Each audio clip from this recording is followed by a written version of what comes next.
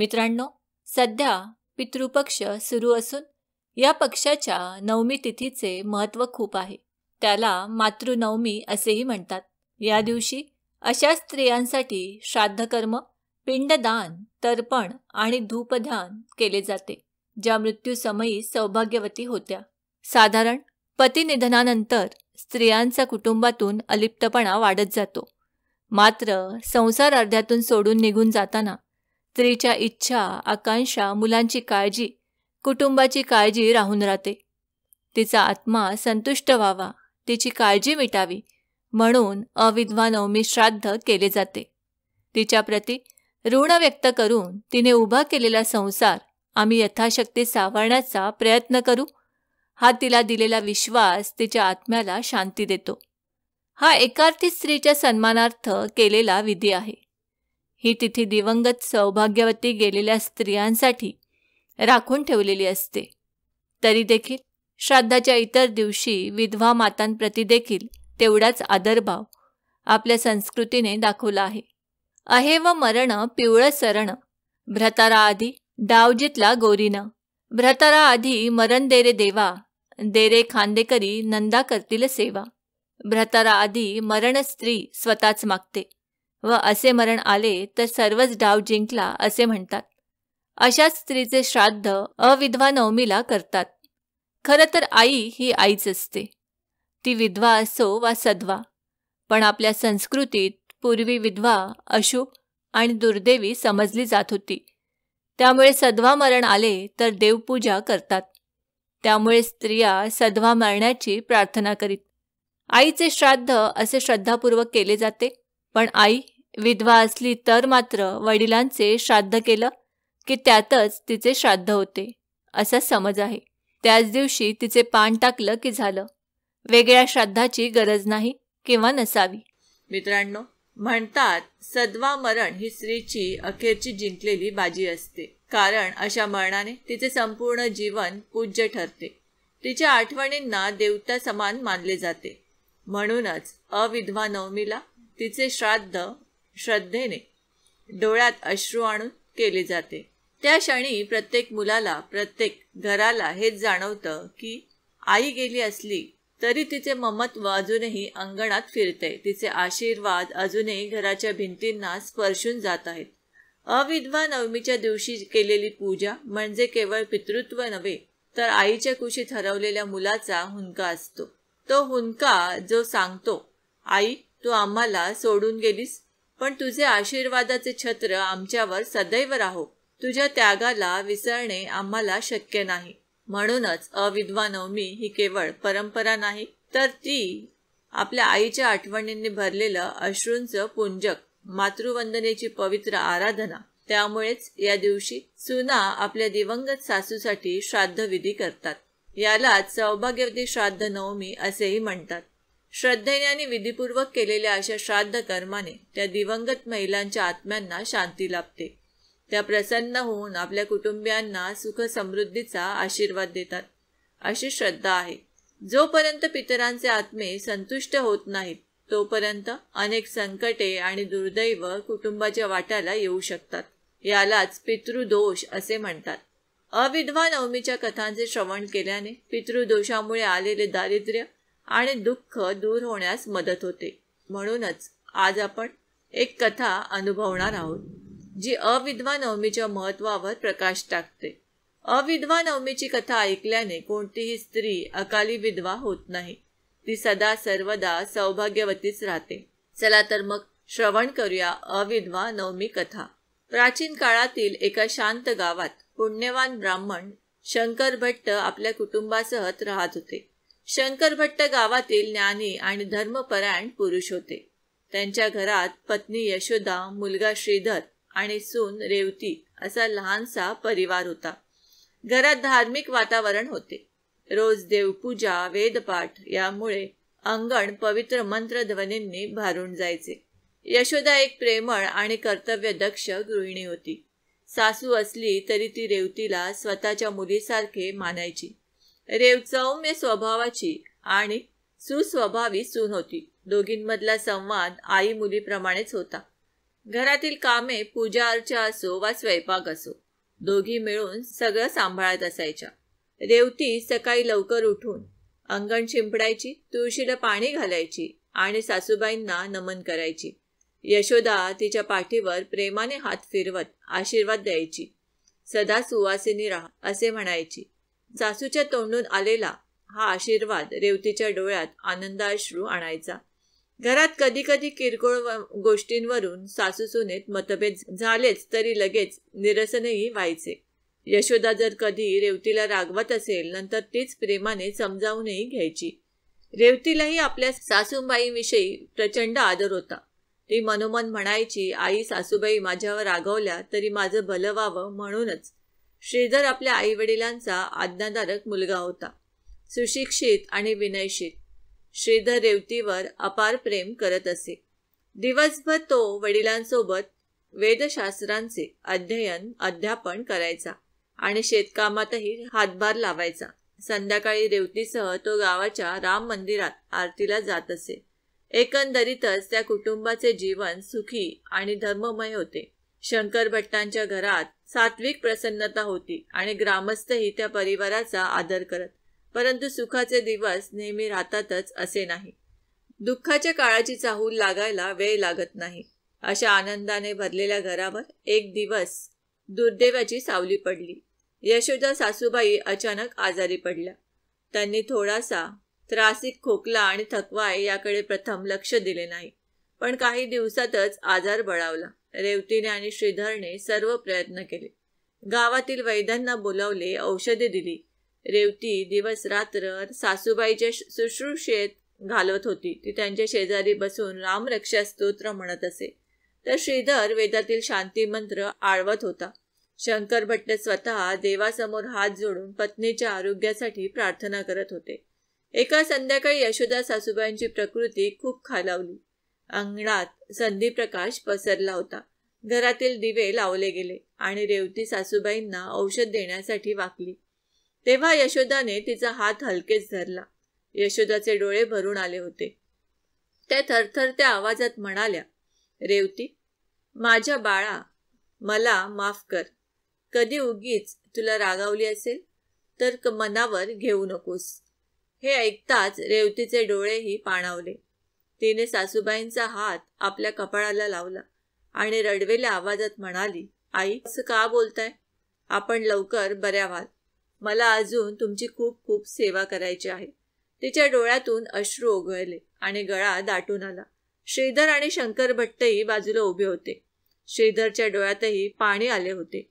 आईला धीर देत तो म्हणाला, आई, तुला काही होणार नाही. देवावर विश्वास ठेव. आम्ही सगळे आहोत ना तुझ्या सोबतीला.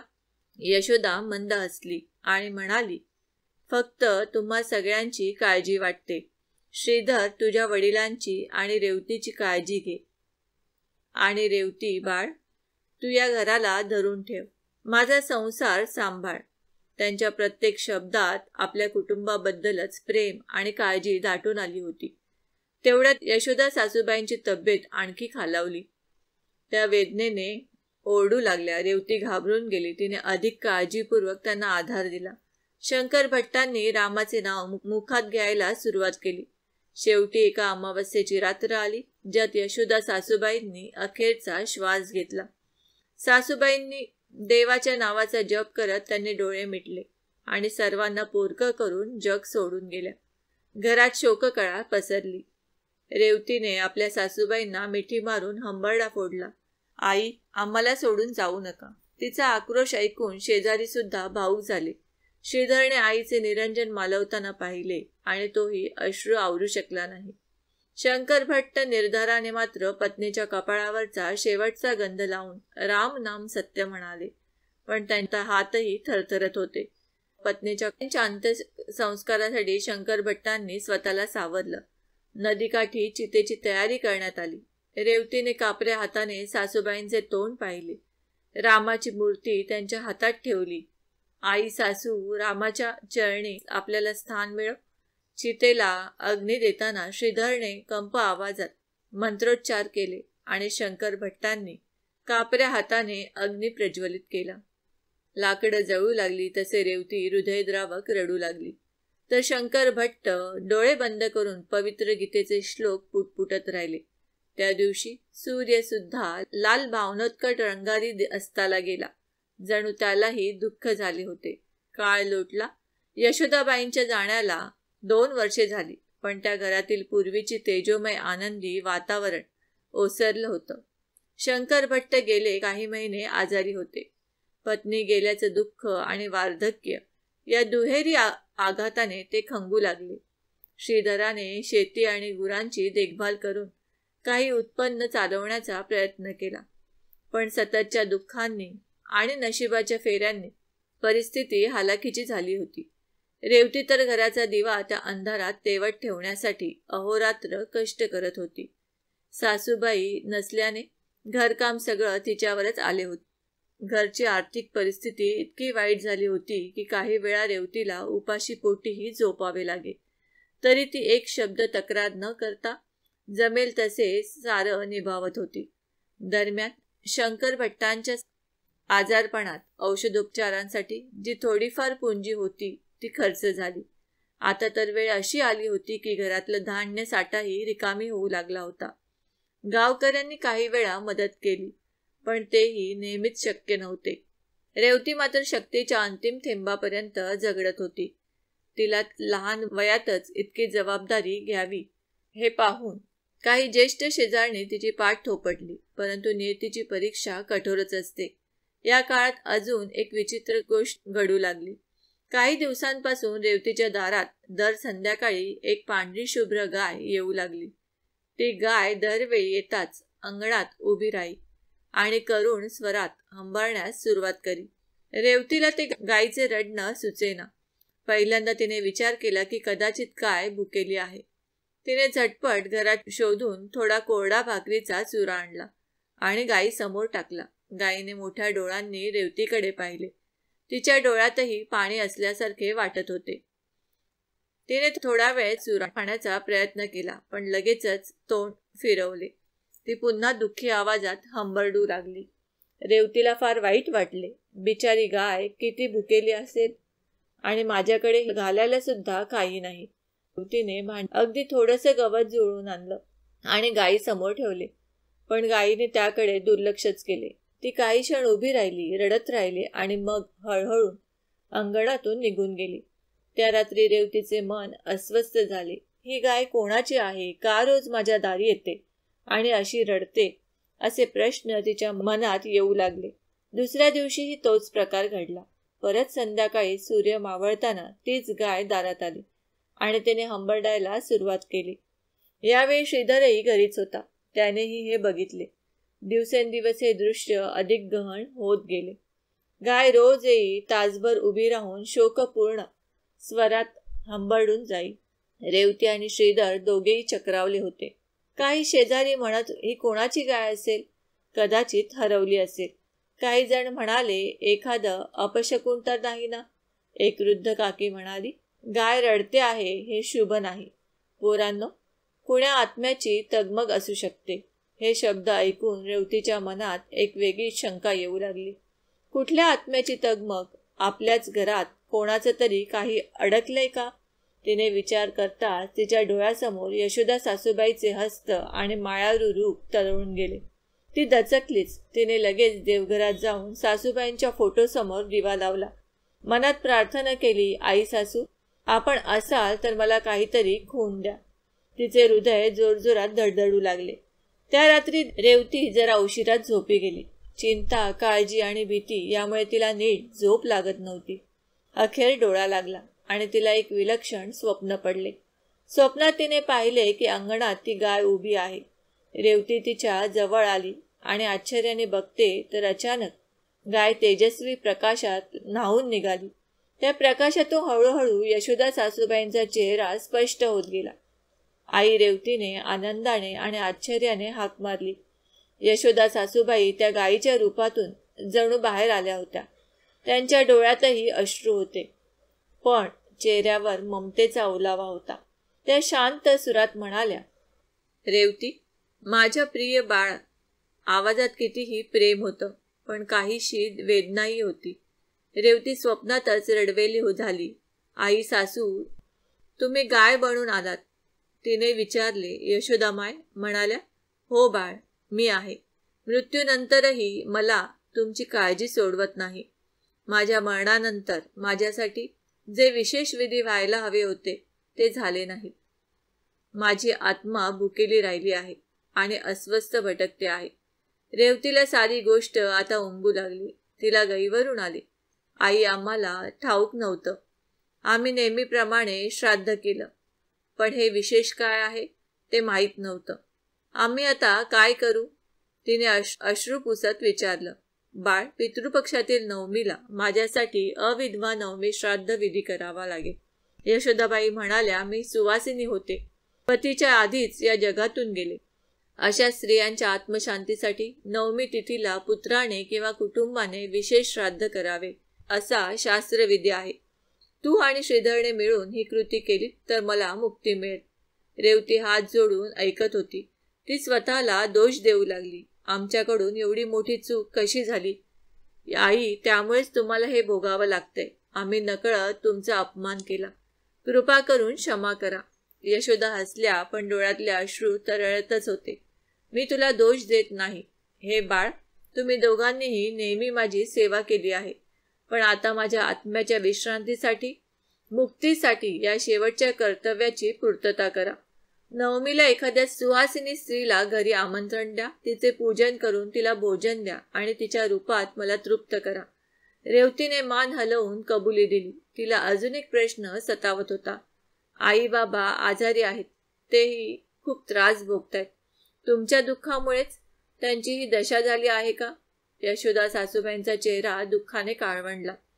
तुझे सासरे माझ्यासाठीच काळजीत आहेत. मी अशी अडकून राहिली म्हणून त्यांनाही स्वास्थ्य लाभत नाही. पितृदोषाने घराला ग्रासले आहे. तुम्ही विधी पूर्ण केला तर त्यांची तब्येत सुधरेल. रेवतीने स्वप्नातच त्यांच्या पाया पडण्याचा प्रयत्न केला. त्या तेजस्वी रूपाजवळ गेली. तसे यशोदा माय प्रेमाने तिला थांबवत म्हणाल्या, देव तुम्हाला सद्बुद्धी देव आणि बळ देव. माझी मुलगी असे म्हणत त्यांनी रेवतीला अलगद मिठी मारली. तो स्वप्न संपत आले. रेवतीने त्यांच्या चरणांना स्पर्श केला आणि आई म्हणत हंबरडा फोडणार इतक्यात तिचा डोळा खाडकन उघडला. रेवती घामाघूम झाली होती. श्वास जलद चालू होता आणि हृदय दडदडत होते. तिने हाताने चेहरा पुसला, पण खरोखरच डोळ्यातून अश्रू वाहत होते. काही क्षण तिला कळेच ना की जे पाहिलं ते सत्य होतं की स्वप्न. पण इतक्यात बाजूला हालचाल झाली. श्रीधर जागा झाला होता. रेवतीचं रडणं आणि अस्वस्थ हालचाल पाहून तो घाबरला. रेवती, काय झाले? वाईट स्वप्न पडलं का? त्याने काळजीने विचारले. रेवती काही बोलायलाच तयार नव्हती. ती फक्त रडत होती. श्रीधरने तिचे दोन्ही खांदे धरून हलकेच धीर देत विचारले, बोल ना, काय झाले? त्याच्या आग्रहाने अखेर रेवतीने स्वतःला सावरलं आणि स्वप्नात जे काही पाहिलं ते सगळं त्याला सविस्तरपणे सांगितलं. तिने ते दृश्य वर्णन केले. श्रीधर ऐकत राहिला. आधी त्याला आश्चर्य वाटले, पण हळूहळू गोष्ट स्पष्ट होत गेली.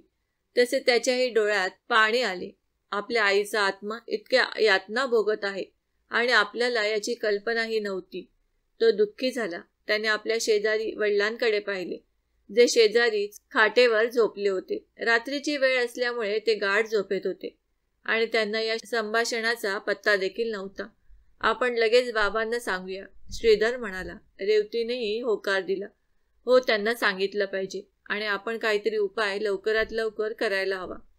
ती म्हणाली. सकाळ झाली तेव्हा रेवती आणि श्रीधर दोघांनी शंकर भट्टांना स्वप्नाची गोष्ट काळजीपूर्वक सांगितली. वृद्ध शंकर भट्टांनी डोळे मोठे केले. काय सांगता? त्यांनी अशक्त आवाजात विचारले. श्रीधरने आईच्या आत्म्याची व्यथा आणि अविधवा नवमी विधीचे महत्त्व सांगितलं. तसे शंकर भट्टांच्या डोळ्यातून अश्रू व्हायला लागले. मीच चुकलो, ते दुःखाने म्हणाले. मी वेदशास्त्र जाणणारा ब्राह्मण, परंतु पत्नीचे अविधवा नवमी श्राद्ध मला करायला राहून गेले. त्या बिचारीचा आत्मा म्हणूनच मुक्त झाला नाही. हे पाप आहे. त्याच्या आवाजात तीव्र खंत दाटून आली. रेवतीने आणि श्रीधरने तात्काळ त्यांची समजूत काढण्याचा प्रयत्न केला. बाबा, असं स्वतःला दोष देऊ नका. आम्ही सगळे दुःखी होतो. आपलं लक्ष नाही राहिलं असेल. देवतीने त्यांचा हात हातात घेत शांत केले. तरी शंकर भट्ट स्वतःला माफ करत नव्हते. यशोदा मेली त्या वर्षी पितृपक्षात मी श्राद्ध केले. खरं तर नवमीचं विशेष महत्त्व माझ्या ध्यानात राहिले नाही. आता तिची आत्मा तडफडते. ते डोळे मिटून उकसाबुकशी रडू लागले. श्रीधरने पित्याला आश्वस्त केले. बाबा, आपण लवकरात लवकर हा विधी पार पाडू. अजून पितृपक्ष सुरू आहे. पुढची नवमी येऊ दे, किंवा जर त्यापूर्वी योग्य दिवस असेल तर तेवढ्यातही करू तो विधी, तत्परतेने शंकर बोलला. शंकर भट्टाने मान डोलावली. हो, मला माझ्या गुरुकडे आधीच विचारायला हवं होतं. पण आता कोण करणार येणार मदतीला? मी तर अंथरुणाला खेळलोय. त्यांनी हताशपणे हात पसरले. देव काहीतरी मार्ग नक्कीच काढेल. श्रीधरने देवघरासमोर उदबत्ती लावली. त्या घरात त्या दिवशी सकाळपासूनच एक ताण जाणवत होता. रेवती आणि श्रीधर आर्तपणे भगवान विष्णूंच्या मूर्तीपुढे याचना करत होते की कोणीतरी या विधीसाठी मार्गदर्शन करेल. बाबांना आता चालणं फिरणंही जड जात होतं. मग विधीची तजवीज कोणी करायची? शेवटी श्रीधर आणि रेवती दोघांनी ठरवलं की गावच्या मंदिरात जाऊन पंडितजींना भेटावं आणि सल्ला घ्यावा. दुपारनंतर ते दोघे मंदिराकडे जाण्यास निघाले. रेवतीने आजारी सासऱ्यांची काळजी शेजारच्या काकींना घ्यावयास सांगितली. पती समयेत मंदिराच्या रस्त्याने दोघेही निराश होत निघाले. धीर देत आई सासूंच्या आत्म्याला शांत करायचं म्हणजे आपलं कर्तव्यच आहे, रेवती म्हणाली. श्रीधरने तिच्या म्हणण्याला दुजोरा दिला. हो, आपण कोणतीही कसर ठेवायची नाही. जरी आपली परिस्थिती वाईट असली, हा विधी करू. त्याच्या चेहऱ्यावर निश्चय दिसत होता.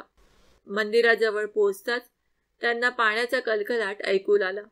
समोर गावाच्या विहिरीजवळ एक तेजस्विरुद्ध साधू पाण्याने हातपाय धुत होते. त्यांच्या शरीरावर भगवा झगा होता. कपाळावर भस्माचा टिळा होता आणि हातात कमंडलू. ऋषितुल्य त्या पुरुषाला पाहून श्रीधर रेवती काहीसे थबकले. गावात त्यांनी याआधी कधीही हा साधू पाहिला नव्हता. त्यांनी नम्रतेने जवळ जाऊन त्या साधूसाठी बाजूला वाट केली. साधू अचानक त्यांच्याकडे पाहून मंद स्मित केले आणि विचारले, वत्सा, द्वारका इथून कोणत्या दिशेला आहे? सांगू शकता? हे शब्द ऐकून श्रीधराला थोडे आश्चर्य वाटले की महाराज द्वारका कुठे आहे विचारत आहेत. त्याने लगेच हाताने दिशा दाखवली. इथून सरळ दक्षिण दिशेला गेलात की पुढे द्वारका नगरीचा मार्ग आहे. साधूंनी समाधानाने मान हलवली. रेवती मात्र त्या साधूंच्या डोळ्यांकडे पाहत होती. तिला त्या डोळ्यात एक अद्भुत तेज आणि करुणा दिसत होती. साधूंच्या कपाळावरची चमक आणि भारदस्त मुद्रा बघून श्रीधरने पुढे होऊन त्यांना नमस्कार केला. महाराज, आपण कोण? कुठून आलात? त्याने विनयाने विचारले. मी एक साधा तपस्वी आहे, साधू म्हणाले. प्रवास करत करत या गावापाशी थांबलो आहे. विष्णूंच्या दर्शनासाठी मंदिरात जात होतो, पण वाट चुकलो. वाटतं परमेश्वराने तुमच्या रूपाने मला इथे आणले असावे. रेवती आणि श्रीधर एकमेकांकडे पाहू लागले. साधू पुढे म्हणाले, तुम्ही दोघेही चिंताग्रस्त दिसता. काही व्यथा असेल तर निश्चिंतपणे मला सांगू शकता. कदाचित मी मदत करू शकेन. त्यांच्या आवाजात अपार शांतता आणि आपुलकी होती. क्षणभर दोघे नवरा बायको गोंधळले. अगदी थोड्या वेळापूर्वी मंदिरात जाऊन पुजाऱ्याला विचारावं म्हणत होते आणि इथे अचानक एक अनोळखी साधू मदतीचा हात देत होता. पण त्यांच्या अंतःकरणात या साधूप्रती एक अनोखा विश्वासही वाटला. श्रीधरने पुढाकार घेतला. त्याने हात जोडले आणि म्हणाला, महाराज, आपण आमच्याशी एवढ्या प्रेमाने बोललात तर आम्ही आमची समस्या नक्की मांडू इच्छितो. खरं तर आम्ही मंदिरात त्याविषयी सल्ला घ्यायला जात होतो. मग श्रीधरने त्याच्या आईच्या निधनानंतरची सारी कहाणी साधूंना ऐकवली. रेवतीनेही मध्ये भर घालत गाय येण्याची आणि स्वप्नाची घटनाही कथन केली. आईची तगमग, बाबांची तब्येत, आपली गरिबी, सगळं काही त्यांनी व्यथित मनाने त्यांच्यासमोर मांडले. बोलता बोलता रेवती आणि श्रीधर दोघांच्याही डोळ्यात पाणी उभे राहिले. साधू शांतपणे ऐकत होते. त्यांच्या चेहऱ्यावर करुणा स्पष्ट दिसत होती. कथा संपल्यावर साधूंनी डोळे मिटून काही क्षण ध्यान केल्यासारखे केले. मग ते म्हणाले, तुमच्या मातृदेवीची व्यथा समजू शकतो मी.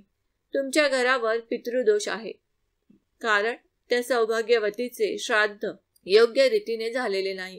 क्षणभर दोघे नवरा बायको गोंधळले. मग आम्ही काय करावे? कृपया मार्गदर्शन करा. साधूंनी शांत पण ठाम स्वरात सांगितले. शास्त्रानुसार एक उपाय आहे. पितृपक्षातील नवमी तिथीला अविधवा नवमी श्राद्ध करा. त्या दिवशी आपल्या आईच्या आत्म्यासाठी श्रद्धापूर्वक प्रार्थना करून तिला तृप्त करा. श्रीधर म्हणाला, हो महाराज, आम्हाला आईनेही स्वप्नात असेच सांगितले. रेवतीने मान डोलावली. पण महाराज, आम्ही हे कसे करू? आम्हाला नेहमीच श्राद्ध माहीत आहे, पण अविधवा श्राद्धात काही विशेष करावे लागते का? आणि आमच्याकडे जवळ काही शिल्लकही नाही. तिचा स्वर ओसायला लागला. खरी चिंता होती गरिबीची. दान धर्म करायला हाती काहीच नव्हते. साधूंनी दोघांकडे पाहत सौम्य हसून विचारले, सवाष्णीला भोजन घातलं आहे कधी? रेवती आणि श्रीधर प्रश्नांचा अर्थ समजून आश्चर्याने एकमेकांकडे पाहू लागले. साधूंनी स्पष्ट केले, अविधवा नवमीच्या दिवशी एका सुवासिनी म्हणजे जिचा पती हयात आहे अशा स्त्रीला आपल्या घरी निमंत्रित करा. तिला आदराने भोजन द्या. तिच्या ओटीत नवीन वस्त्र आणि नारळ असा सुमंगल प्रसाद अर्पण करा. ही सुवासिनी म्हणजे जणू तुमच्या आईच स्वरूप समजा. तिच्या माध्यमातून तुमची आई तृप्त होईल. साधूंचे शब्द ऐकून रेवतीच्या डोळ्यात आशेचा किरण चमकला. ती म्हणाली, हो महाराज, आम्ही नक्की तसं करू. पण एक विनंती आहे. आमची परिस्थिती हालाकीची आहे. आम्ही कसे बसे 2 वेळचं चालवतो. अशा अवस्थेत भोजन आणि वस्त्र कसं काय पुरवू? बोलता बोलता तिचा कंठ दाटला. तेव्हा साधूंनी उजवा हात वर करून आशीर्वाद देत म्हटलं, तुम्ही निश्चिंत राहा. श्रद्धेने केलेल्या कृतीत अपार शक्ती असते. परमेश्वर तुमच्या अडचणी सोप्या करेल. तुमच्याकडे जे आहे ते उत्तम भावनेने अर्पण करा. तुमची आई प्रेमाची भुकेली आहे, केवळ अन्न पाण्याची नव्हे. त्या दिव्य पुरुषाच्या तोंडून निघालेल्या शब्दाने रेवती आणि श्रीधरच्या मनीचा भार हलका झाला. दोघांनीही त्या साधूला दंडवत घातला. महाराज, आपल्या ऋणातून कधी उतरू शकत नाही. श्रीधर म्हणाला, आमच्या आईसाठी आपण प्रकाशाचा किरण ठरलात. रेवतीनेही कृतज्ञतेने पाहिले. साधूंनी दोघांच्याही मस्तकावर हात ठेवून आशीर्वाद दिले. शुभम भवतु वत्सा. परमेश्वर तुमच्यावर कृपा करो. तुमच्या मातेच्या आत्म्याला लवकरच शांती लाभो. श्रीधरला त्यांच्या आशीर्वादातून अचानक जाणवलं, हा साधू कोणी साधासुद्धा साधू नाहीये. त्याच्या आशीर्वचनात विलक्षण तेज होतं. रेवती आणि श्रीधर पुन्हा वंदन करण्यासाठी वाकले. तोवर ते वृद्ध तपस्वी लांब निघून गेले होते. काही क्षणातच ते नजरेआड झाले. दोघेही भरल्या मनाने घरी परतले. घरी येताच बाबांना सर्व सांगितले. शंकर भट्ट हे ऐकून हलकेच हसले. देव बरोबर मार्ग दाखवतोच बाळांनो. परमेश्वराने स्वतःच एखाद्या रूपात येऊन मदत केली असावी. त्यांनी समाधानाने म्हटले. रेवतीने लगेच तयारीसाठी मनावर घेतले. त्या दिवसापासून पुढील नवमी येईपर्यंत रेवतीने आपल्या शक्यतेनुसार तयारी सुरू केली. तिने आपल्या शक्यतेनुसार कोणत्या सुवासिनींना भोजनासाठी घरी बोलावता येईल याचा विचार केला. आधी तिने शेजारच्या काकींना निमंत्रण द्यावे असे ठरवले. पण त्या विधवा असल्याने या श्राद्धासाठी सुवासिनी स्त्रीच हवी होती. शेवटी तिने गावच्या पुजारी बुवांच्या पत्नी गोमतीबाईंना विनंती केली. गोमतीबाईंनीही त्यांच्या गरिबीची पर्वा न करता या सत्कारासाठी आनंदाने होकार दिला. दिवस उजाडला. त्या दिवशी लवकर पहाटेच रेवती उठली. अंगण साफ करून गंगाजल शिंपडून देवापुढे निरांजन प्रज्वलित केले. शंकर भट्टांना आज जरा बरं वाटत होते. कदाचित अपेक्षित कार्य होणाऱ्या आनंदाने त्यांच्या चेहऱ्यावर तेज आले होते. रेवतीने उत्साहाने स्वयंपाकाला सुरुवात केली. तिच्याकडे भरपूर सामग्री नव्हती, पण जे काही होतं त्यात तिने सर्वात चांगले पदार्थ बनवण्याचा प्रयत्न केला. सासूबाईंना आवडणारा गुळतूप घालून शिरा बनवला. मूगडाळीची खिचडी शिजवली. 2-4 भाकऱ्या भाजल्या. शिवाय थोडीशी शेवयांची खीरही केली. साधे परंतु पोटभरीचे अशा त्या भोजनात रेवतीने आपल्या प्रेमाचा प्रत्येक कण ओतला होता. गोमतीबाई ठरल्याप्रमाणे सकाळी सूर्य उगवल्यावर थोड्याच वेळात आल्या. रेवतीने हातात पूजा साहित्यही आणले होते. रेवतीने दारात त्यांचं औक्षण केलं. पायांना पाणी घालून आदर व्यक्त केला. शंकर भट्ट यांनी श्रीधरांनी त्यांना नमस्कार केला. त्यांचे स्वागत केले. गोमतीबाईंना स्वच्छ आसनावर बसवून रेवतीने त्यांच्या कपाळी हळदी कुंकू लावले, अक्षता वाहिल्या. एक सवाष्ण स्त्री म्हणून त्यांना ओवाळले. नंतर तिने प्रेमाने त्यांना जेवू घातले. आदरपूर्वक देवाचे स्मरण करून गोमतीबाईंनी भोजनास सुरुवात केली. त्या शांतपणे खात असताना रेवतीच्या डोळ्यात पाणी उभे राहिले. तिला जाणवत होतं की जणू तिची आईच तिच्या हातचे अन्न स्वीकारत आहे. शंकर भट्ट आणि श्रीधर बाजूलाच पवित्र मंत्र म्हणत होते. भोजन संपल्यावर रेवतीने त्यांना पाण्याचा कलश दिला. त्यांनी हात धुतले आणि तृप्त भावनेने म्हणाल्या, बाळ, परमेश्वर तुझ्या सासूबाईंना शांती देव, असा आशीर्वाद दिला. खरंच तू अन्नपूर्णा आहेस. त्या शब्दाने रेवतीला हमसायला आले. नियमानुसार त्यांना नवीन वस्त्र देण्याचा आग्रह केला. आर्थिक स्थितीमुळे नवीन साडी घ्यायला शक्य नव्हतं, म्हणून रेवती तिच्या लग्नात मिळालेली व अजून न वापरलेली कोरी साडी जपून ठेवली होती. तीच पुढे आणली. हे आमच्यातर्फे लहानशी भेट, ती विनम्रतेने म्हणाली. गोमतीबाईंनी थोडे आडेवेडे घेत ते वस्त्र स्वीकारलं आणि सोबत रेवतीने दिलेला नारळही पदरात ठेवला. त्या क्षणी त्यांच्या चेहऱ्यावर एक अद्भुत तेज आले होते आणि रेवतीला क्षणभर तर आपल्यात सासूबाई आपल्यासमोर उभ्या आहेत असा भास झाला. तिच्या अंगावर रोमांच उभे राहिले. तिने डोळे मिटून घेतले. तसेच ज्यांनी श्राद्धाचा संकल्प उच्चारला असे अचानक कुठून तरी एक कावळा येऊन अंगणातल्या जेवणाजवळ बसला. त्याने 2-3 वेळा कावकाव केले आणि मटकन त्या अन्नावर तुटून पडला. त्यासोबतच आणखीन एक कावळीही आली. दोघांनी ते अन्न चवीने खाल्ले. रेवती, श्रीधर आणि शंकरभट्ट हे दृश्य आश्चर्याने पाहत होते. आपले पितृ तृप्त झाले याची ती साक्ष होती. कावळ्यांनी जेवण संपवले तसे झटकन उड्डाण केले आणि आकाशात दूर निघून गेले. श्राद्धविधी पूर्ण झाला होता.